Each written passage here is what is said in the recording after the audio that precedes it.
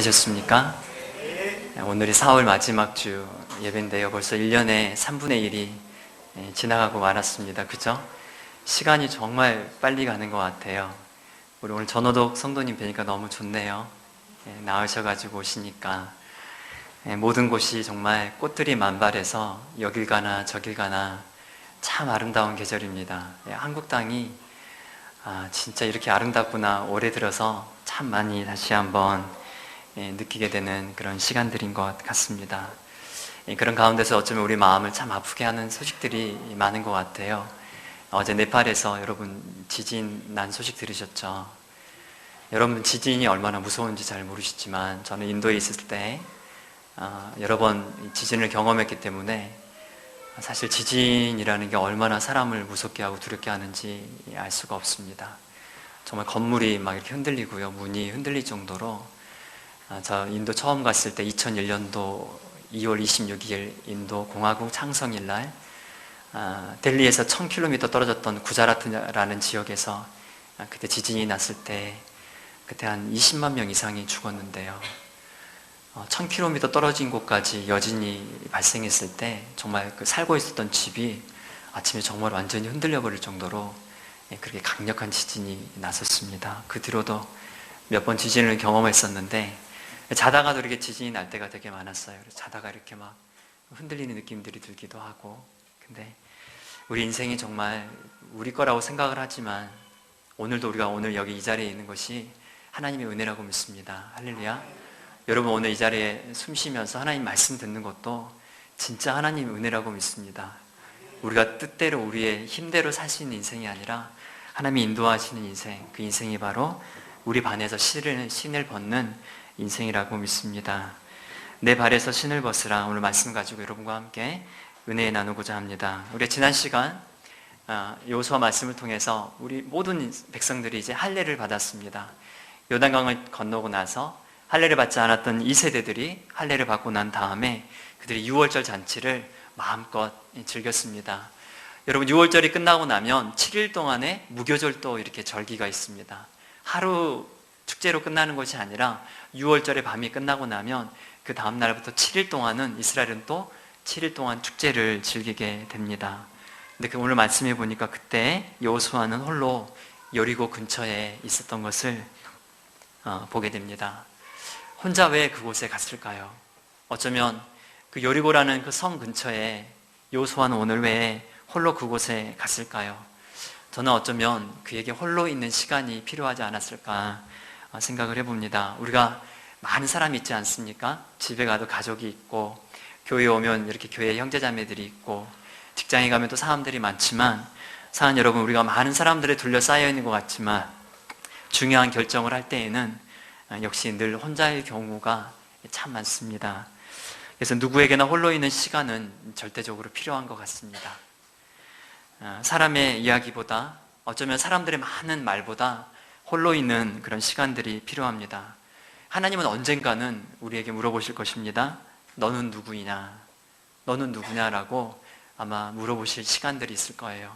그 시간은 내가 누구냐라고 물어보는 시간들은 우리가 하나님과 홀로 있을 때, 하나님과 홀로 대면하여 있을 때 하나님은 늘 우리에게 물어보십니다. 창세기 32장에는 한 가지 사건이 기록되어 있는데요. 그 창세기 32장에는 야곱이란 사람이 20년 동안 처갓집에서 종살이 하다가 드디어 두 아내와 그리고 12아들들을 데리고 그 라반, 외삼촌 라반의 집에서 라반 도주를 해가지고 자기 고향 가나안으로 돌아오고 있는 이야기를 담고 있습니다.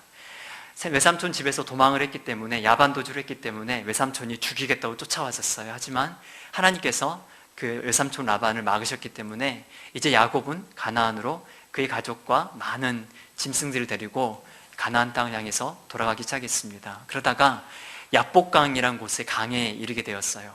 근데 그 강에 이르게 되었는데 어떤 소식을 들었냐면 먼저 그 사람을 먼저 형 에서에게 보내었는데 형 에서가 400명의 군사를 데리고 자기를 마중하러 나온다는 소식을 듣게 됩니다.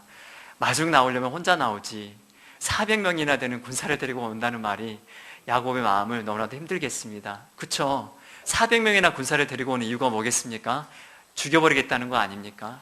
누구를 마중 나오는데 누가 어떻게 400명이나 되는 군사를 끌고 오겠습니까? 야곱은 그 소식을 들었을 때 마음이 너무나도 두려웠습니다. 그래서 그가 어떻게 한 줄 아십니까? 그 야복강에서 모든 자기의 가족들을 건너게 합니다. 자기 모든 소유를 야복강을 건너게 합니다. 그리고 야곱은 홀로 그곳에 남았습니다. 32장 말씀은 야곱과 그리고 홀로 남은 야곱과 하나님과의 만남이 이루어지는 사건이 기록이 되어 있는데요. 이제 성경은 이렇게 얘기합니다. 24절 말씀에 야곱은 홀로 남았더니 어떤 사람이 날이 새도록 야곱과 씨름하다가, 근데 이제 하나님과 야곱이 씨름을 하기 시작한 거예요. 그 강호동 옛날에 우리 보면은 명절 때 늘 천하장사, 백두장사 하잖아요. 한라장사 하는 것처럼 하나님과 이제 야곱이 이 싸움을 씨름을 하기 시작했는데요. 이제 씨름을 막 하는데 어떻게 되었습니까? 야곱이 지질 않는 거예요. 얼마나 이 자기 의가 강한지, 얼마나 자기 생각이 강한지, 얼마나 자기 생각으로 똘똘 뭉쳐 있는지, 자기 생각과 자기 삶의 스타일 방법으로 똘똘 뭉쳐 있는지 야곱이 도대체 지질 않는 거예요. 그러니까 하나님이 어떻게 하십니까? 25절 말씀에 자기가 야곱을 이기지 못함을 보고 그가 야곱의 허벅지 관절을 치매 야곱의 허벅지 관절이 그와 씨름할 때 어긋났더라 라고 나와 있어요. 하나님이 싸우다 야곱하고 씨름하다가 이 야곱이 이놈이 도대체가 꺾이지를 않는 거예요. 그래서 야곱의 이 고관절을 탁 쳐버리십니다. 치고 나니까 어떻게 됐습니까? 몸의 중심이 흔들려 버리니까 야곱이 쓰러졌겠죠. 그때 이제 하지만 그런 상태에서도 어떻게 했습니까? 하지만 야곱은 더 이상 이제 하나님이 그랬던 것 같아. 야, 너랑 더 이상 못 해먹겠다. 아무리 너를 내가 이겨먹으려고 해도 네가 지질 않으니, 내가 아무리 너를 변화시키려고 해도 네가 지질 않으니 오늘은 여기까지만 해야 되겠다. 나 갈란다 하고서 하나님이 그의 고관절을 치셨을 때 그 다음 말씀이 이렇게 얘기하고 있습니다. 그가 이르되 날이 세려하니 나로 가게 하라. 하나님이 그렇게 말씀하시는 거예요. 나 이제 갈련다 라고 얘기하니까 야곱이 이르되 당신이 내게 축복하지 아니하면 가게 하지 아니하겠나이다. 야곱이 드디어 그때 하나님을 붙잡게 됩니다. 하나님이 야곱, 너 정말 너의 고집을 꺾지 않을 거지? 야곱, 너 너의 인생을 변화시키지 않을 거지? 그럼 나 이제 갈래라고 얘기하는 그 순간에 야곱이 하나님 그분을 붙잡게 됩니다. 그가 고관절을 침을 당했으니까 얼마나 아팠겠습니까? 다리를 질질 끌었겠죠. 하지만 그가 하나님을 붙잡고 놓지 않습니다. 그래서 뭐라고 얘기합니까? 하나님 저를 축복해 주세요. 하나님 저를 축복해 주십시오.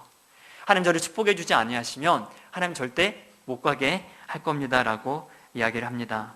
너는 아직도 안 되겠다라고 얘기하셨을 때 다음에 보자 라고 하나님 얘기하시니까 그때 야곱은 하나님을 붙들게 되었습니다. 그리고 말했습니다. 하나님 저를 축복해 주십시오. 이 뜻이 무엇일까요? 하나님, 제가 지금까지 저의 방법으로 살아왔어요. 하나님, 제가 지금까지 저의 계획대로 살아왔습니다. 열심히 살아왔습니다. 하지만 하나님, 제가 할 수 있는 것이 아무것도 없습니다. 제가 모든 소유들 야복강 건너로 건네놓고 나서 하나님, 저의 목숨마저도 담보할 수 없는 그런 상태가 되고 말았습니다. 하나님, 이제 하나님이 저를 도와주셔야 됩니다. 하나님이 저를 도와주시지 않으시면 저는 아무것도 아닌 인생입니다. 야곱이 그렇게 고백했을 때 하나님이 그때 그에게 무엇을 물어보신 줄 아십니까? 27절 말씀에 그 사람이 그에게 이르되 내 이름이 무엇이냐라고 물어보세요. 하나님이 야곱의 이름을 모르시겠습니까? 근데 하나님이 그때 물어보시는 거예요. 너의 이름이 무엇이냐? 네 이름이 뭐냐라고 물어보니까 야곱이 대답합니다. 그가 이르되 야곱입니다. 하나님, 제 이름이 야곱입니다. 하나님, 제가 바로 야곱입니다 라고 이야기를 합니다. 야곱이란 이름의 뜻이 무엇입니까? 발 뒤꿈치를 잡는 사람, 사기꾼, 다른 사람을 속이는 자, 기만하는 자, 그런 뜻을 갖고 있는 것이 야곱의 이름입니다. 그가 그렇게 얘기합니다. 하나님, 맞습니다. 저는 늘 누군가를 속였고 늘 누군가를 뒤꿈치를 잡았고 늘 내 힘으로 어떻게 노력을 하라도 내 삶을 이뤄보고자 열심히 살아왔던 하나님, 저는 야곱입니다 라고 그가 온전히 자기 자신을 인정했던 것을 보게 됩니다. 그때 하나님께서 뭐라고 말씀하십니까? 그가 이르되 맞다, 네 이름이 야곱이 맞아. 하지만 내 이름을 다시는 야곱이라 부를 것이 아니라 이스라엘이라 부를 것이니 이는 내가 하나님과 및 사람들과 겨루어 이기었습니다 라고 하시면서 그의 이름을 바꾸어 주시는 것을 보게 됩니다. 이제 야곱의 이름이 바뀌었습니다. 이스라엘로 바뀌었죠. 하나님과 싸워서 이긴 자라는 이름을 가지게 되었습니다. 언제요? 그가 자기 자신을 내려놓았을 때. 야곱이 자기 자신을 온전히 내려놓았을 때, 하나님, 제가 정말 사기꾼 야곱입니다. 하나님, 제가 제 인생 제 마음대로 살려고 하는, 제가 나의 인생의 왕이 되어서, 내가 내 인생의 주인이 되어서 살려고 하는 야곱입니다. 그렇게 인정했을 때 하나님께서는 그의 이름을 바꿔주십니다. 야곱아, 이제 더 이상 너의 이름이 야곱이 아니라 너는 이스라엘이다 라고 이야기를 해주십니다. 하나님과 겨루어서 이긴 자라고 이야기를 해주십니다. 하나님은 언제나 그렇게 우리에게 물어보시고, 또 언제나 우리에게 이렇게 내가 누구인가라고 물어보시는 하나님이라고 믿습니다. 하나님께서 에덴 동산에서 아담아 내가 어디 있느냐라고 물어보셨던 것처럼, 하나님은 어쩌면 늘 우리에게 우리의 이름을 물어보십니다. 너는 어떤 자인가? 너는 어떤 사람인가? 우리에게 물어보십니다. 어쩌면 우리 안에도 참 많은 대답들이 있겠지만, 어쩌면 아직도 우리 안에 내 자아와 내 생각과 내 방법으로 똘똘 뭉쳐있는 우리의 모습들을 발견하지 않을까요? 하지만 하나님 앞에 겸손하게 인정했을 때 하나님도 야곱을 인정해 주십니다. 그리고 그를 이스라엘이라는 멋진 이름으로 그의 이름을 바꿔주시는 것을 보게 됩니다. 인생 수업이라는 책이 있는데요, 호스피스 운동의 선구자로 알려진 엘리자베스 키블러 로스하고, 그리고 그녀의 수제자로 있었던 데이비 캐슬러가 함께 만들었던 책의 제목의 이름이 인생 수업이라는 이 책입니다. 제가 전남대학교 도서관에 가서 이 책을 봤었는데, 너무나도 많은 사람들이 그 책을 읽어서 책이 정말 너덜너덜할 정도로 그렇게 책이 달아져 있더라고요. 근데 그들이 그 호스피스 일들을 하면서 많은 죽음의 문턱에 이른 많은 사람들을 그들이 인터뷰를 하고, 그 인터뷰를 토대로 저술한 책의 그 내용이, 제목이 바로 인생 수업이라는 이 책입니다. 그 책 제목만큼 그 안에는 너무나도 많은, 우리가 삶을 살아가는 데 있어서 필요한 많은 지혜들이 담겨 있는 책이기도 합니다. 근데 그 책에게는 이런 한 이야기가 있었습니다. 한 여성이 고속도로 차를 몰고 있었습니다.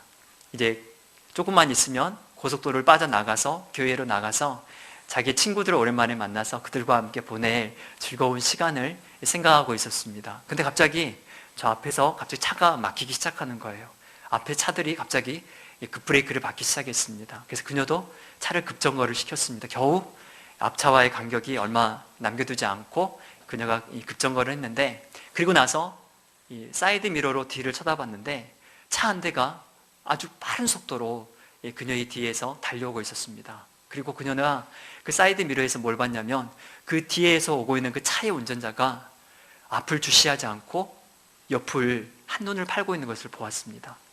그래서 그녀는 그 순간에 이 차가 자기를 만약에 그대로 와서 받게 됐을 경우에 어떤 일이 벌어질지 그녀는 잘 알고 있었어요. 그래서 그녀는 자신도 모르게 그 순간 핸들을 꽉 손으로 쥐었다고 해요.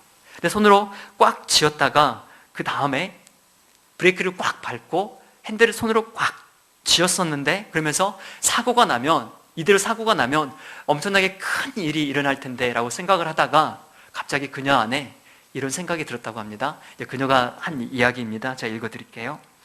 순간 나는 운전대를 움켜쥐고 있던 내 손을 내려다보게 되었습니다. 의식적으로 꽉 잡았던 것은 아닙니다. 나도 모르게 그렇게 한 것이고, 그것이 내가 그때까지 살아온 방식이었습니다. 계속 이런 식으로 살고 싶지도 않았고, 이런 식으로 죽고 싶지도 않았습니다. 나는 눈을 감고 숨을 크게 들이쉬고는 양손을 옆으로 내려놓았습니다. 운전대를 놓아버린 것입니다. 삶에, 그리고 죽음에 순순히 나 자신을 맡겼습니다. 뒤이어 엄청난 충격이 느껴졌습니다.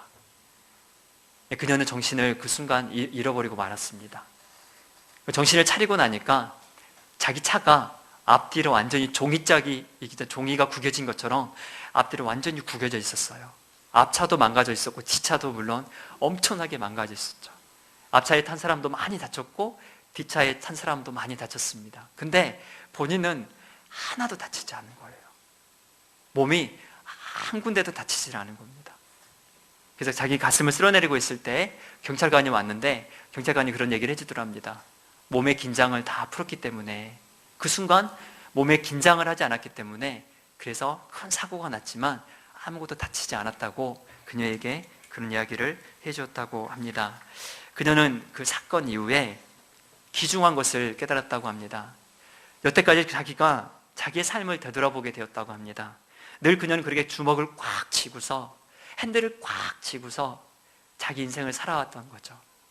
늘 내가 나의 인생의 주인이 나인 것처럼, 내가 나의 삶의 주인이 나인 것처럼 그 운전대를 꽉 틀어쥐고서 놓지 않고 살아왔던 것입니다. 하지만 그때 그 사건 이후에 그녀는 깨달은 것은 내가 나의 삶의 운전대를 내려놓아도, 내가 내려놓을 때, 내가 힘을 뺄 때 그때의 나의 삶 가운데 새로운 일들이 일어난다는 것을 그녀가 발견한 것을 그 책에서 고백하는 것을 보았습니다.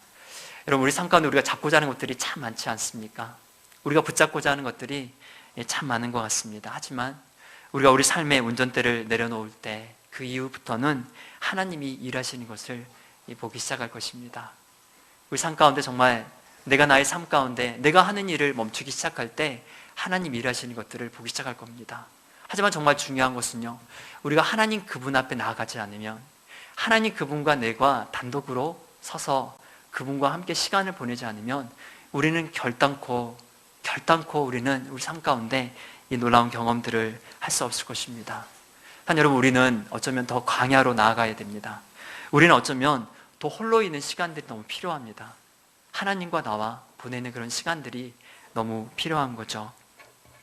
찬양 중에 이런 찬양이 있습니다.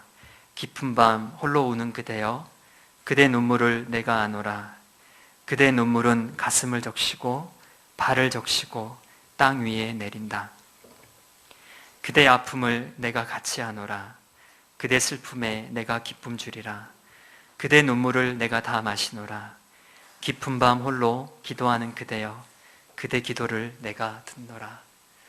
여러분, 많은 사람들이 옆에 있지만 외로울 때 참 많으시죠? 저도 사랑하는 아내가 있고 정말 토끼 같은 두 아들들이 있지만 가끔 밤에 혼자 일어나면 울 때가 참 많습니다. 왜 이렇게 허전하고 왜 이렇게 외로운지 알 수 없을 때가 참 많습니다. 인도에 있을 때도 참 그런 시간들이 많았었는데요. 여러분은 안 그러신가요? 여러분은 정말 많은 사람들이 둘러싸여 있기 때문에 나는 혼자가 아니야 라고 생각할지 모르겠지만 인생은 어쩌면 지독히도 혼자라는 생각이 들 때가 참 많습니다. 누구도 내 마음을 모르고, 그죠? 누구도 내 아픔을 알지 못하고, 안다고 얘기하지만, 이해한다고 얘기하지만 잘 모를 때가 많습니다. 하지만 오늘 하나님은 우리의 아픔과 우리의 마음을 아시는 분이십니다. 그분이 얘기하십니다. 깊은 밤 홀로 우는 그대여, 그대 눈물을 내가 아노라. 너희 삶 가운데 내가 얼마나 외로운지, 너희 삶 가운데 너가 살아가는 이 삶 가운데서 얼마나 두려워하고 걱정하고 염려하는지 하나님 잘 아신다는 거죠. 오늘 여호수아의 마음이 그러지 않았을까요? 여호수아가 홀로 그 여리고 평지에서, 여리고 근처에 갔을 때 그의 마음을 잘 아셨던 하나님, 그 하나님은 오늘 어떻게 그에게 다가오십니까? 이제는 눈을 들어 주님을 보아야 합니다. 홀로 있던 여호수아의 마음이 어떠했을까요? 막막하고 아마 착잡하지 않았을까요? 뭘 해야 할지 모를 때 우리의 시야는 자꾸 이 땅을 향하게 됩니다. 여러분, 그렇죠? 내가 정말 실망하고 낭망하게 되면 자꾸 땅을 쳐다보게 됩니다. 자꾸 뭔가 야단 맞고 못한다고 그러면 어떻게 되나요? 자꾸 땅만 보고 막 발 뒤꿈치로 있잖아요. 땅만 막 파고 막 그러잖아요. 하지만 이제는 우리가 우리의 눈을 들어야 합니다. 여호수아가 눈을 들었을 때 한 사람을 보게 됩니다. 그 손에 칼을 들고 있는 한 사람을 보게 됩니다. 대부분 성경학자들은 이 손에 칼을 들고 있는 사람이 누구일까? 여호수아가 사실 얼마나 염려가 되고 걱정이 되었겠습니까? 한 번도 싸워보지도 못한 오합지졸 같은 이스라엘 백성들과 견고하게 닫혀있는 여리고성과 싸움을 해야 되는데 그 싸움을 어떻게 할 수 있겠어요? 불가능한 것 아닙니까? 답답하지 않습니까? 하지만 그가 우리 아까 찬양했던 것처럼 나에게로부터 눈을 들어서 주를 보기 시작할 때, 그의 눈을 들었을 때 어떤 일이 일어나게 됩니까? 그가 칼을 든 한 사람을 보게 됩니다. 많은 성경학자들은 이분이 바로 성육신하신 예수님으로 많이 보게 됩니다. 그는 정말로 그의 삶 가운데, 진짜 그의 삶 가운데 필요한, 도움이 필요한 그 예수님을 만나게 되었던 것을 우리가 보게 됩니다. 어쩌면 하나님께서, 예수님께서 그의 삶 가운데 다가오셔서 칼을 든 모습으로, 그리고 용사의 모습으로 다가오신 것은 요수아에게 어쩌면 가장 필요한 모습이 아니었을까요? 누군가 나와 함께 싸워줄 사람, 누군가 이 싸움에서 함께 해줄 사람이 필요했는데, 그때 예수님은 그 요수아와 함께 싸우시는, 함께 먼저 미리 앞서서 싸우시는 하나님으로 함께 하셨던 것을 보게 됩니다. 성경에는 이런 하나님의 모습으로 가득 차 있는 것을 우리가 보게 됩니다. 때로 그분은 위엄과 권능 있는 모습으로, 때로 그분은 다정한 친구의 모습으로 그분을 나타내십니다. 늘 사도 요한은 예수님의 품에 안겨 있었는데요, 그가 요한계시록에서 보았던 예수님은 어떤 모습입니까? 그의 오른손에 7별이 있고 그의 입에서 좌우에 날선 검이 나오고 그 얼굴은 해가 힘있게 비치는 것 같더라. 내가 볼 때 그의 발 앞에서 엎드려져 죽은 자 같이 되매 그가 오른손을 내게 얹고 이르시되 두려워하지 말라, 나는 처음이요 마지막이니. 요한복음 마지막에 보면 요한은 늘 그의 품에 의지하여 있던 사람, 자기 자신을 소개할 때 늘 예수님의 품에 안겨 있던 사람, 그렇게 얘기했던 사람인데, 그가 요한계시록에서 만났던 예수님은 그가 정말 두렵고 떨린 만큼, 정말 그분의 입에 날선 검이 나올 만큼 두렵고 떨리는 그런 모습이었던 것을 보게 됩니다. 전 지금도 이렇게 생각이 나는데, 가끔 우리를 정말 웃기시려고 어릿광대 이렇게 안경을 쓰기도 하고, 여기서 가면 무대를 하기도 했었는데요, 토요일 날 밤에 10시부터 일요일 새벽 3시까지 아브라함 목사님 살아계셨을 때 한 1년 넘게 같이 토요 심야 저희가 철야 기도를 한 적이 있었는데, 지루하잖아요 가끔은. 여러분 10시부터 새벽 3시까지 기도한다고 생각해 보십시오. 5시간 여러분 기도하시겠어요? 기도 5분 동안 하래도 그냥 막 졸고 그러시잖아요. 근데 여기 같이 모여가지고 같이 기도할 때 그분이 가끔은 이제 우리를 생각하셨는지 막 가면 같은 거 있잖아요, 막 슈렉 가면, 뭐죠? 막 스파이더맨 막 그런 거 가면을 주문해가지고 같이 막 하다가, 기도하다가 가면 쓰고서 막 같이 막 스파이더맨 하고 막 그랬던 적도 있었는데, 때로는 나비 넥타이를 내기도 하시고, 또 때로는 심지어 머리 파마도 하셨던, 어쨌든 간에 우리에게 기쁨을 주기 원하셨고, 늘 그런 변화를 통해서 우리 마음 가운데 자기의 모습을 알리고 싶었던, 얼마나 우리를 사랑하고 우리와 얼마나 친해지고 싶고 얼마나 우리와 가까이 하고 싶어 했는지 알려주고 싶었던 이 아브라함 목사님의 그 마음, 때론 정말 누구보다 엄하기도 하고요, 하지만 때론 누구보다 가장 웃기기도 했던 그 목사님의 모습이 생각이 많이 납니다.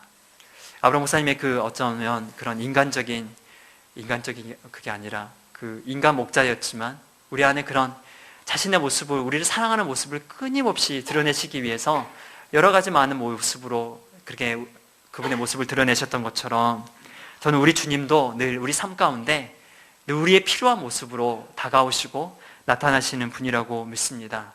저는 우리 예수님 누구보다 유머도 많으셨을 거라고 믿고, 예수님이 아마 제자들과 있었을 때 제자들 배꼽이 아마 서울 왔다 갔다 하지 않았을까 생각을 참 많이 합니다. 예수님이 얼마나 많이 웃기신지 제자들이 날마다 깔깔깔 막 웃다가 밥 먹다가 막 토하고 그러지 않았을까요? 근데 정말 따스하시고, 때로는 엄하실 때는 정말 혼쭐이 날 정도로 막 두 눈에서 눈물이 쏙 빠질 정도로 엄한 그런 사랑, 때로는 폭풍우 가운데 있었을 때 그들이 유령이다 라고 외칠 정도로 어쩌면 위험 있고 권능 있는 모습으로 예수님이 나타나셨고, 그들이 함께 풍랑 있는 바닷속에서 함께 배를 타고 있었을 때 예수님이 이제 우리 다 죽게 되었습니다로 얘기했을 때 아주 근엄하고 위험 있는 목소리로 바다야 파도야 잔잔하라고 명하셨을 때 파도도 잔잔케 되었던 예수님의 그런 모습, 하지만 십자가에 달려 죽으실 때에는 도살장에 끌려가는 어린 양처럼 침묵하여서 잠잠히 아무 말도 하지 아니하셨던, 침묵하셨던 그 어린 양 예수님의 모습, 우리 눈을 뜰 때 저는 우리가 이 예수님의 모습을 볼 수 있을 거라고 믿습니다. 우리 눈을 뜰 때 우리가 우리 삶 가운데 땅을 보면 그분을 볼 수 없지만, 우리 삶 가운데 우리가 자꾸 땅을 쳐다보면 그분을 볼 수 없지만, 나를 보면 아무것도 할 수 없지만 내게로부터 눈을 들어서 주님을 보기 시작할 때, 우리의 눈을 들기 시작할 때 우리는 우리 삶 가운데 오늘도 어쩌면 조반을 차리시고요, 떡과 고기를 구우시면서 만나주신 예수님, 아니면 또 정말 두려워서 문들을 닫고서 숨어 있었을 때 너희들에게 평강이 있을지어다 에레네 휘민 샬롬이라고 다가오셨던 예수님. 예수님은 늘 제자들에게 다가오실 때 각각 다른 모습으로 다가오셨던 것 같아요. 그러시지 않을까요? 여러분 안에도 오늘 여러분이 눈을 들어서 그분을 볼 때 문제를 보지 않고, 삶을 보지 않고, 자신을 보지 않고 눈을 들어서 주님을 보기 시작할 때 예수님은 어쩌면 우리에게 꼭 필요한 모습으로 다가오지 않으실까요? 정말 내게 친구가 필요하다면 친구의 모습으로, 연인이 필요하다면 연인의 모습으로, 정말 내게 든든한 버팀목이 필요하다면 강한 용사의 모습으로 예수님 다가오시지 않으실까요? 그러므로 너희가 그리스도와 함께 다시 살리심을 받았으면 위의 것을 찾으라. 거기는 그리스도께서 하나님 우편에 앉아 계시느니라. 위의 것을 생각하고 땅의 것을 생각하지 말라. 왜냐하면 이는 너희가 죽었고 너희 생명이 그리스도와 함께 하나님 안에 감치었습니다. 아멘. 고린도서 3장 1절부터 3절까지 말씀입니다. 사도 바울은 얘기합니다. 그래서 여러분, 땅을 보지 말고 아래 것을 쳐다보지 말고 위의 것을 바라보십시오. 땅의 일을 생각하지 말고 위의 것을 바라보십시오. 왜요? 왜냐하면 너희가 죽었고 너희 생명이 그리스도와 함께 하나님 안에 감추었기 때문입니다. 여러분, 정말 살 소망이 끊어지고 정말 힘들고 어려울 때는 땅을 보지 말고 눈을 들어서 위를 보기 시작하십시오. 할렐루야. 우리 정말 오늘부터는 자꾸 땅을 보지 말고 땅에 무슨 떨어져갖고 동전 떨어진 거 막 줍고 그런 거 하지 말고 우리 눈을 들어서 위를 쳐다보는 저와 여러분 되었으면 좋겠습니다. 또 오늘 말씀을 통해서 마지막 한 가지 더 나누고 싶은 것은 나와 함께 하는 주님을 보기 시작할 때 우리가 신을 벗을 수 있다는 것입니다. 여호수아는 주님 앞에 바짝 엎드렸습니다. 그리고 그는 말했습니다. 종에게 무슨 말씀을 하시려나이까? 주님 앞에 엎드린 그에게 주님은 명령하십니다. 내 발에서 신을 벗으라. 왜냐하면 내가 선 땅은 거룩한 땅이기 때문이다 라고 얘기하십니다. 이 모습 여러분, 꼭 하나님이 호렙산에서 모세를 만나셨을 때, 모세를 부르실 때 그때 모습이 여러분 생각나지 않으십니까? 잘하고 못하고는 더 이상 의미가 없습니다.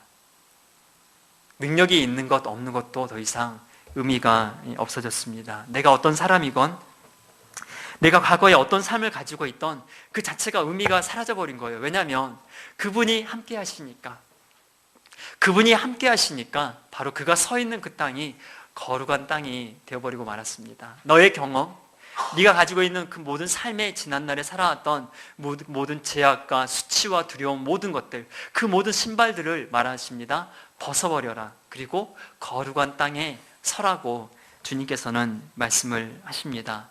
여러분, 우리 삶의 목적이 어디 있을까요? 우리 삶의 목적은 바로 거룩에 있다고 믿습니다.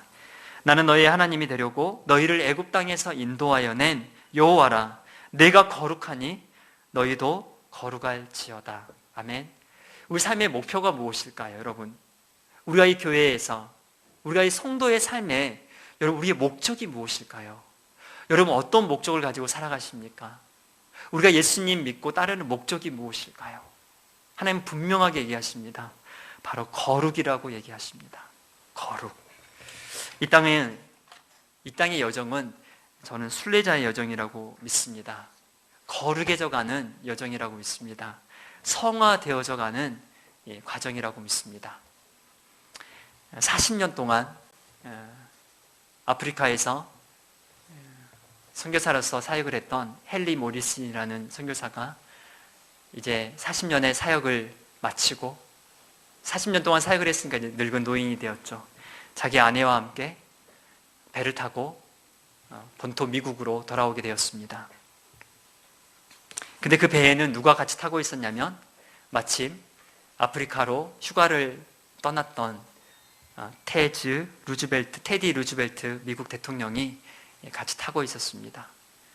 이 대통령과 많은 그 옆에 강요들과 많은 사람들이 그 배에 타고 있었겠죠. 배가 마침에 뉴욕항에 도착을 했고 그 배가 도착하니까 사람들은 열렬히 환호를 했습니다. 이 휴가를 아프리카로 떠나서 코끼리 사냥을 떠났던 이 테디 루즈벨트를 환영하기 위한 수도 없이 많은 인파들과 기자들이 그곳에 있었습니다. 레드 카펫이 깔려 있었고 그 군악대가 와서 빵빠레를 연주를 시작을 했습니다. 테디 루즈벨트 대통령은 보부도 당당하게 그 장소를 빠져나갔고 얼마 후에 모든 사람들이 썰물이 빠져나가듯이 다 빠져나가고 없었습니다. 모두가 떠나고 나자 이 헨리 모리슨 이 선교사님은 자기 아내의 손을 붙잡고 한쪽에는 가방 하나를 들고 배에서 내려오기 시작했습니다. 그들에게는 노후연금도 없었고 건강도 좋지 않았고 그들은 지쳐 있었고 어쩌면 좌절했었고 또 그들은 앞으로 어떻게 살아야 될지 두려움 가운데 있었습니다. 배를 걸어 나오면서 그때 이 헨리 모리슨 선교사님이 아내에게 이런 이야기를 했습니다. 여보, 이건 뭔가 잘못된 것 같소. 그 오랜 시간 우리는 우리 생명을 들여서 아프리카에서 헌신했는데 우리도 아무도 우리를 기억해 주지 않으니 말이요. 휴가자 사냥에서 돌아오는 대통령을 위해서는 모두가 박수를 쳐주고 빵빠레가 울리고 레드카펫이 깔리는데 우리를 마중 나온 사람들은 아무도 없구려. 그때 아내가 얘기합니다.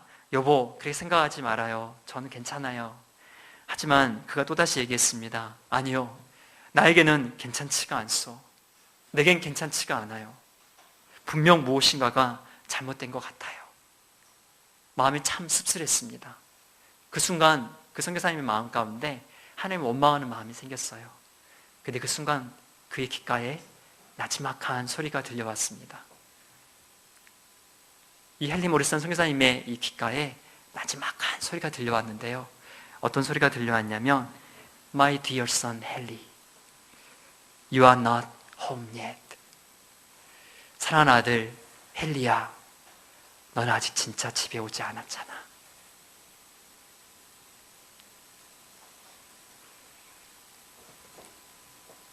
우리가 어느 날 이 땅의 삶을 마치고 순례의 여정을 마치고 하나님 그분의 나라에 가는 날, 그곳에는 황금길 카페트가 깔려 있을 것입니다. 그리고 천군 천사들이 나팔을 불며 우리를 빵빠레를 불면서 우리를 영접해 줄 거라고 저는 믿습니다. 여러분, 우리가 이 땅을 살아가면서 우리가 하는 많은 헌신과 우리 주님을 위해서 드리는, 어쩌면 오늘 이 시간까지도 주님을 드리는 모든 것들, 어쩌면 여러분 마음 가운데 그런 마음이 들 수도 있잖아요. 주님, 제가 이렇게 열심히 노력하는데 주님 언제쯤, 진짜 언제쯤 주님 제가 인정받을 수 있고, 또 주님 언제쯤 주님 일하시는 것을, 제 삶 가운데 일하시는 것을 볼 수 있을까요? 라고 얘기할 수도 있지만 하나님 말씀하십니다. 야, 아직 너 집에 오지 않았잖아. 이 세상이 너의 집이 아니잖아. 이 세상에 진짜 네가 영원히 살 집이 아니잖아. 너의 고향, 너의 진짜 집이 있으니까 너의 집에 돌아오게 될 때 너는 그 모든 것들을 경험하게 될 거야. 우리 삶 가운데 이 놀라운 역사들이 일어나게 될 거라고 믿습니다. 오늘 아침 말씀을 교회에 와서 준비하는데 제가 카톡을 하나 받았습니다. 제가 인도에 있었을 때 늘 아버지 같은 분이셨는데 베델 한인교회에 시무하셨던 천성조 목사님이시라고요. 저희 아버님하고도 연배가 비슷하신데 늘 이렇게 만나면 아유, 우리 문 목사 왔어 막 그러면서 늘 맛있는 밥 차려주시고 맛있는 거 사주시고, 또 이렇게 성탄절이 되면 늘 먼저 선물들 챙겨가지고 우리 메트로비아르 아이들 이번에는 아이들 선물이 몇 명이나 필요해요? 막 그러면은 한 150개 정도 필요해요. 그러면은 그분이 과자 같은 거 있잖아요. 학용품 과자 같은 것을 포장을 하셔가지고 일일이 포장을 다 해가지고 그 베델교회 그 여전도에 해가지고 본인이 자비 들여서 그 선물을 포장해서 주시고 그러셨어요. 또 쌀도 주시고, 그래서 늘 그런 정말 아버지 같고 늘 정말 마음 가운데 존경하고 그런 목사님이신데, 그분이 이제 한국에서 그분도 이제 사역을 마치시고 한국에 계시는데 늘 카톡을 보내주세요. 늘 여러 가지 이런 재미있는 얘기도 보내주시고 은혜의 글들을 보내주시는데 오늘 아침에는 하나님의 편지라는 그런 카톡을 보내주셨어요. 그래서 제가 잠깐 이걸 같이 나누고 오늘 말씀 마치고자 합니다. 내가 힘이 들 때 하늘을 한 번 더 보아라. 하나님의 편지예요. 내가 힘이 들 때 하늘을 한 번 더 보아라. 끝도 없는 그곳에서 나는 너를 보고 있단다. 웃고 있는 너를 보는 내 마음은 기쁨이고 울고 있는 너를 보는 내 마음은 찢어지는 아픔을 느끼고 있단다. 내가 너를 위하여 고통을 없이 해주고 싶어도 그건 내 인생에 주어진 숙제로서 내가 넘어야 할 산이며 내가 건너야 할 강이란다. 그로 인해 너의 오만함의 돌덩어리를 깎아내어 나의 귀한 보석으로 만들어 내 귀한 사랑으로 보듬어 주려 함이니라. 너무 슬프다고만 말고 너무 아프다고만 하지 말고 너의 마음과 생각을 더 굳건히 지켜 내 귀한 열매가 되어주기를 나는 너를 간절히 바라고 있단다. 내가 태어나기 전 너는 이미 내게 선택되었고 이 길로 오기까지 내가 너를 인도하였단다. 내 사랑아, 내 보배야, 내 아들의 피 흘림이여까지 너무나 아팠던 천갈래 만갈래의 가슴 아림의 그 십자가, 내가 모르는 죄까지도 씻어주려는 나의 간절한 애태움, 수천 년의 기다림 속에 너는 분명히 내게서 준비된 열매였단다. 너에게 주어진 귀한 생명과 바꾸는 죄, 어리석은 사탄의 눌림에서 헤어나지 못하면 나는 너와 함께 있지 못하고 멀어질 것이다. 끝까지 주어진 그날을 강하고 담대하게 버티고 이겨서 내가 너를 부른 내 사랑을 확인하려무나. 너는 세상의 어떤 것과도 견딜 수 없는 나의 소중한 보배, 첫 열매노라. 난 너를 위한 그 아픔을 모른 채 하지 않고 있다는 것을 꼭 기억하고 빛이 찬란한 하늘에서 너를 지키고 있음을 잊지 마라. 나는 어디에서도 너를 향한 눈길을 놓지 않고 있단다. 사랑한다. 꼭 이겨내거라. 내가 너와 대면하는 그날까지. 아멘. 오늘 우리를 향하신 하나님의 편지라고 믿습니다. 세상 사는 게 쉽습니까? 쉽지 않습니다. 하루하루 사는 것이 어떤 때는 참 얼마나 힘들고 어려운 것인지, 그래서 어쩜 우리 배금자 성도님이라든지 제가 뵈면 참 머리가 숙여지고 머리가 숙여질 수밖에 없습니다. 인생의 경륜이라는 것은, 세월의 경륜이라는 것은 결코 함부로 이렇게 뛰어넘을 수가 없는 거잖아요. 내가 원한다고 해서 42살인 제가 60살로 점프해서 갈 수 있습니까? 그런 경우는 결코 없습니다. 더 많은 아픔과 어려움들이 있겠지만 그 시간들을 이겨내고 또 겨울이 지나고 또 봄이 되고 꽃이 피고 열매가 맺고 그 가운데서 우리의 삶이 저는 성숙해져 간다고 믿습니다. 사랑하는 여러분, 우리가 우리 삶 가운데서 이 땅의 것이 전부라면 우리는 참 바보들입니다. 꽃피고 새우는 이 멋진 계절에 여러분, 우리가 이곳에 앉아서 있을 이유가 뭐가 있습니까? 하지만 우리의 삶의 여정이 거룩의 여정이기 때문에, 이 땅을 살아가는 우리의 삶이 거룩을 향한 몸부림이기 때문에 오늘도 또다시 우리가 예수님의 이름을 붙잡고 나아갑니다. 그래서 그분이 우리 삶 가운데 창세전부터 예비하셨던, 우리를 향하여서 맞추어 놓으신 맞춤형 인생, 요즘에 그런 게 참 유행하지 않습니까? 맞춤형 보험, 맞춤형 그런 거 있잖아요. 하나님 우리를 위하여서 딱 맞추어 놓으신 그런 멋진 시간과 또 여정과 인생이 있다고 믿습니다. 4월 참 아프고 가슴 시린 그런 시간이었습니다. 우리나라 또 세월호라는 사건 통해서 참 가슴 아프고 그런 시린 시간들을 우리가 이겨내었던 것을 우리가 보게 됩니다. 4월 16일 제가 세월호 그 참사가 있었던 아침에 말씀 보고 기도하다 그런 생각이 들었습니다. 사랑하는 이를 떠나보낸 그 부모와 가족들의 마음은 지금도 아프고 아리고 1년이 지났지만 그 무엇으로도 그것을 대체할 수 없는데, 그러면서 사실 우리 술란 본부장님 생각이 참 많이 났어요. 우리들은 목자, 어쩌면 우리 삶 가운데 그런 목사님을 잃었지만 정말 생명과 함께 나누었던 사랑하는 남편을 잃은 우리 술람 본부장님 마음은 얼마나 마음이 아리시고 아프실까. 참 그 마음을 10분 이해하지 못하고 알지 못하는 저의 작은 가슴, 작은 모습들을 참 많이 보았던 것 같습니다. 여러분도 그러시죠? 여러분도 정말 우리가 사랑한다고 하지만 사실 우리의 사랑이라는 것들이 얼마나 정말 작고 작은 것인지 다시 한번 깨닫게 됩니다. 사랑 여러분, 다시 한번 우리 삶 가운데 우리 교회를 위해서 자신들의 생명을 초계처럼 맡기지 아니하고 내어놓고 나아갔던 것처럼 늘 여리고 같은 장벽이 있었고 늘 여리고 같은 성이 있었지만 땅의 것을 보았다면 여기까지 올 수 없었을 것입니다. 땅의 것을 보았다면, 현실을 보았다면 오늘 이날 여태까지 올 수 없었을 것입니다. 그때마다 눈을 들어서 하늘을 보고, 그때마다 눈을 들어서 때로는 칼을 들고 함께 싸우고자 하시는, 걱정 마, 내가 너랑 싸워줄게, 야 인마 걱정하지 마, 그렇게 얘기하시는 예수님, 때로는 친구처럼, 연인처럼, 때로는 든든한 형처럼 늘 우리 삶 가운데 다가오시는 우리의 신랑 되시는 예수님, 그분이 계시는데 여러분, 우리가 두려워할 것이 무엇이며 염려할 것이 무엇입니까? 이제 우리 눈을 들기 원합니다. 할렐루야. 우리 눈을 들어서 우리 주님을 보기 원합니다. 우리가 우리 눈을 들어서 그분을 보기 원합니다. 홀로 있는 시간들이 어렵고 힘들겠지만 여러분, 홀로 있는 시간들을 더 많이 가지십시오. 주님과 함께하는 시간들을 더 많이 가지십시오.